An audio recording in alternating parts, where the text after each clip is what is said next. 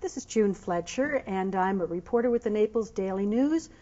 Today we are very fortunate to have the Florida Department Environmental Secretary, Herschel Vineyard, and the Deputy Director for Water Resource Management for the Florida Department of Environmental Protection. And they're here to talk about the Collier Hogan Well, which has been of great interest to the people of Collier County. So we all really want to know, more than anything else, what exactly was done with this well that was unauthorized.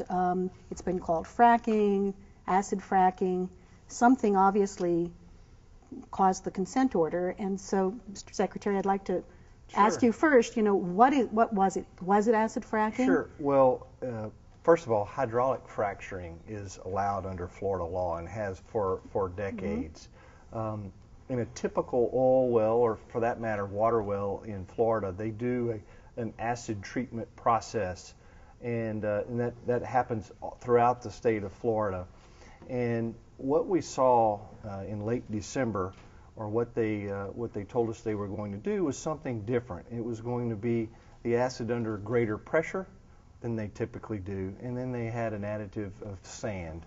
And Danielle's team then submitted a list of questions to the well operator that were unanswered, and unfortunately they moved forward, and for the first time in my career I issued the cease and desist order and signed it myself.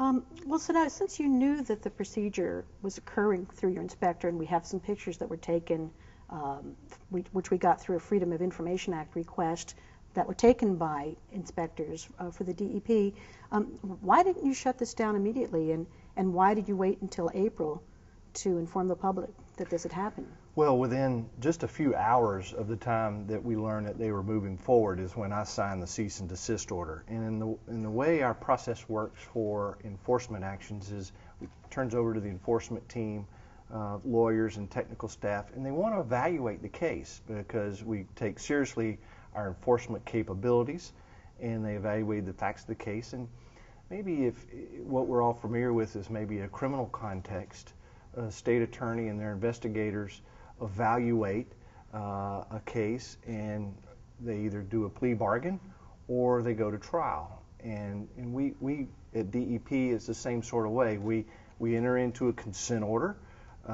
if the defendant, if the person in question is amenable, and if not, then we proceed to trial.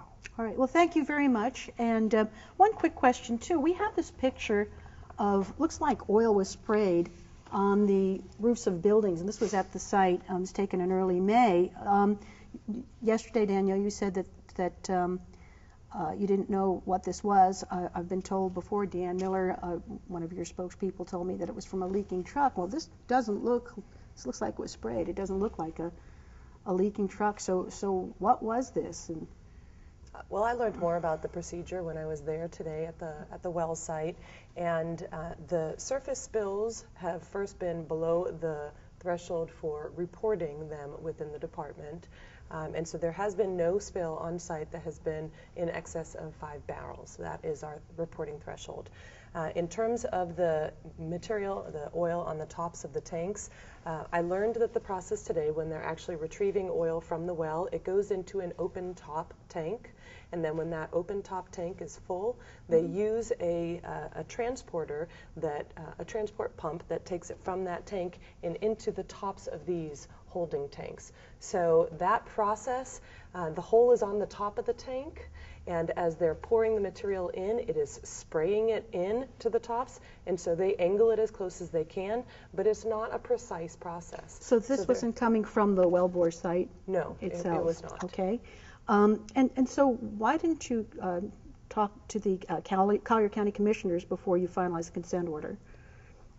Typically in an enforcement action, of course, we have hundreds around the state. That's within the purview of the Department of Environmental Protection, and I'm not aware of a single case where we involve local government in a state kind of prosecution or consent order. Okay. Well, thank you very much. We really appreciate your coming to be here with us today. Great to be here. Thank you.